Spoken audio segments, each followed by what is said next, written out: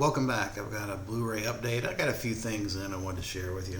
First up is Gamera, the box set from Arrow. This thing is built just like the Herschel Gordon Lewis breakfast cereal box, but it's heavy. It's got to weigh, I'm going to say 5 to 10 pounds. I mean, it's a massive mass. This is really what the Criterion Godzilla box set should have been.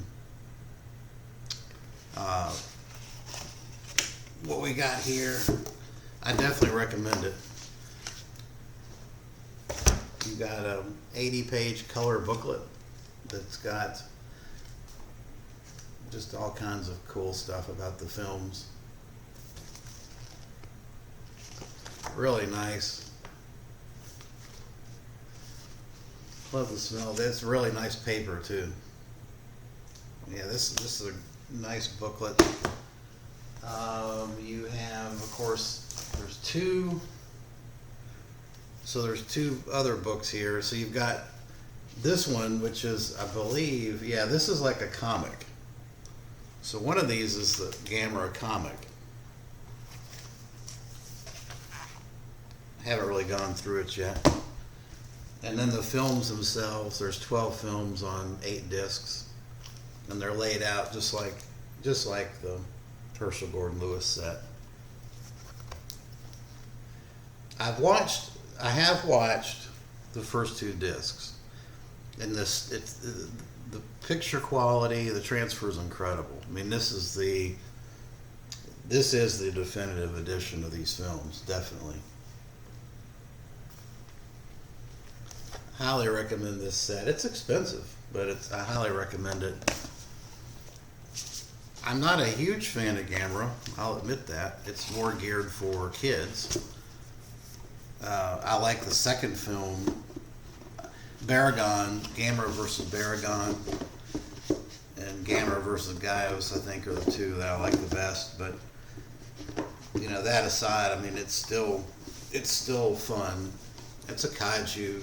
I mean, it's definitely geared towards kids, particularly in some of the earlier films, but I still like it. It's still a fun watch. So yeah, that's the Gamera set.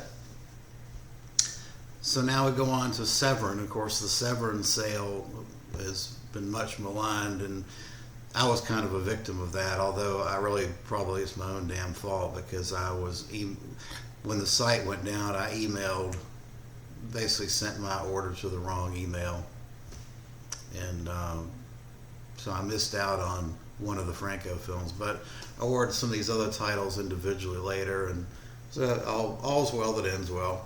And first up is the Lindsay Baker set, Umberto Lenzi Giallo Collection, 6-disc set. It's got Orgasmo, So Sweet, So Perverse, Quiet Place to Kill, Knife of Ice. I haven't seen Knife of Ice, so looking forward to checking that out. It's got one of these pull-up tops, and then it's got the films themselves.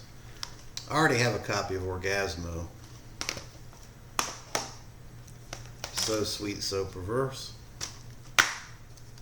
Some of these have soundtracks, CD soundtrack too. Quiet Place to Kill. I'll probably be watching these during the October Horror Challenge, so I'm going to save these. Knife of Ice. Most of these films have commentary tracks. I think one of the films has a commentary track with Stephen Thrower, and then a host of other special features. Really nice release. Highly recommend this. It's still available, I believe. Let me see on the website. Yeah, it's still out there. You can still get it. It's expensive, $80, but if you're a Giallo freak, I think you definitely need to get it. Also, what came with the set was this little card and then a magazine about Carol Baker. Next up is Demonia, Lucio Fulci film.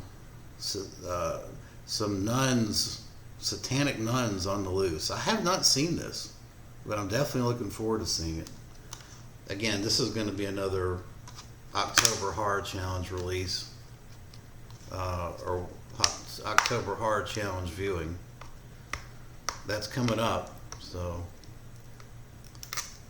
that's on the DVD Talk forum if anybody's interested in doing that. This has, let's see, it does have some special features. There's an audio commentary track with Stephen Thrower, and then some interviews. So yeah, Demonia, definitely looking forward to that one. Next up is a docudrama about Fulci, Lucio Fulci for Fake. Haven't seen it, but obviously I'm excited about checking it out. I do love Fulci films. This has a lot of special features as well. One of the things I think it's, I don't know if this has an audio commentary track. Let's see. It's got an interview with the director Simone Scarfatti, I think. No cast and crew interviews. It's got an interview with Lucio Fulci's daughter. Does not look like it's got an audio commentary track. And then here's a film I've already got a copy of, but had to get it again. Enigma, Lucio Fulci's paranormal film. It's not bad. I mean, I think it's not one of his better efforts, but still not bad. This has an interview. This has interviews, and I think it has. Let me see. I'm pretty sure it has an audio commentary track as well. Audio commentary with Troy Howarth, and interview with the screenwriter. So Enigma, and then finally, a film that I'm going to cover on Franco Fridays is Shining Sex, Jess Franco's 1977 film. It's a sci-fi porn film. I'm not a fan of it, I'll just tell you right now, even though I do like Franco. I've grown to really enjoy Franco films, but this is one that just didn't sit with me. It's a loaded release, however. It's got In the Land of Franco, where Thrower goes back and looks at some of the locations. It's got a 30-minute interview with Christopher Gans, the director, talking about Franco, and it's got an audio commentary track. There's quite a bit to offer with this release, so if you're a Franco fan, I think you definitely need to pick it up. Okay, I think that's going to do it for my update, and I appreciate you watching. Thanks.